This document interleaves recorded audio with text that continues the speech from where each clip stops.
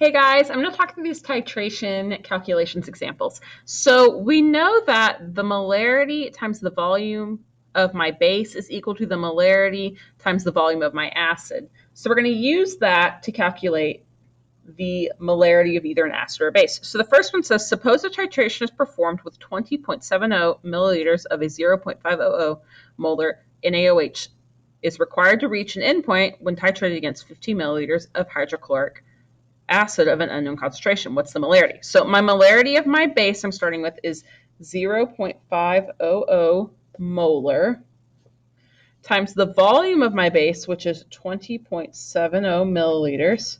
And we're dividing that by my volume of my acid, which is 15 milliliters.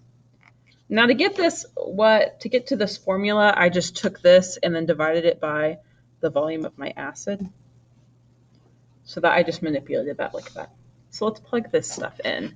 So I have 0.5 times 20.7 divided by 15. And I'm getting 0.69. And all these numbers, this one has 3. So we're going for 3 significant figures. So 0.690 molar. That's the molarity of my hydrochloric acid. Now this next one says, in a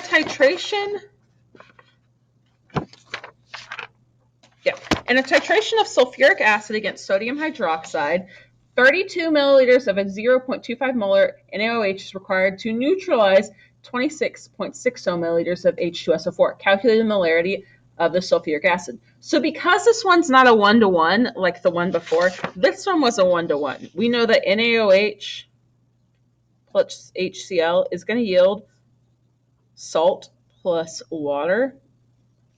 And when that happens, sodium chloride plus water, when that happens, the balancing is a one-to-one. This one, the balancing is not a one-to-one, so we have to do something a little bit different.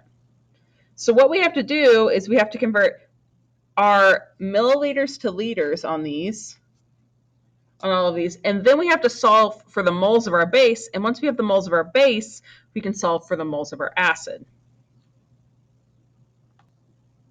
So I've broken down all the steps for you below, and it's kind of funky looking, but we'll go through each part and why we do it. So the first thing we're going to do is we're going to take our milliliters of our base, and we're going to divide it by 1,000 to get it to liters, because when we do the molarity times the volume in liters, we get our number of moles of base.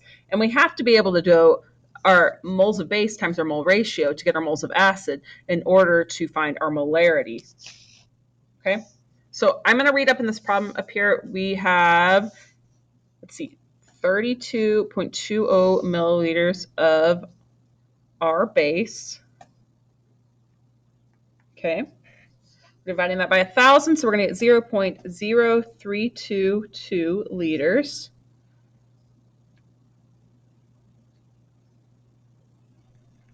All right, molarity of our base, it was a 0.250 molar.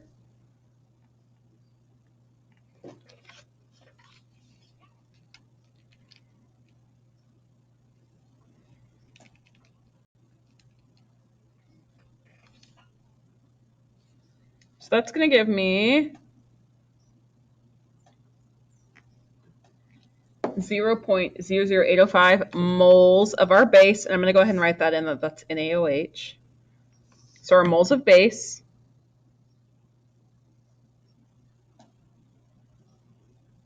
times our mole ratio, acid to mole ratio base. So that means what I'm looking right here is this is a 1:2. So 1 mole acid, so 1 mole of sulfuric to 1 mole or 2 moles of NaOH. So basically I'm just dividing this number by 2.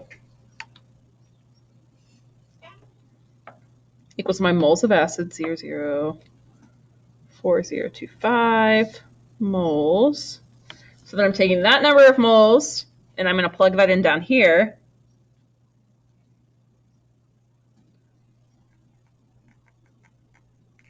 My volume of my acid in milliliters, which we were told was 26.60. Divided by 1,000 gives me 0.0266 liters. Okay. So I'm going to divide that in my calculator. And I'm getting my molarity to be about 0.151 molar H2SO4. Sorry. So we're still using the same basic idea that my molarity of my acid and my volume of my acid is equal to my molarity of my base times the volume of my base. But we also have to take into account the number of moles that are involved in the actual reaction. And that's it. I'll talk to you guys later. Bye.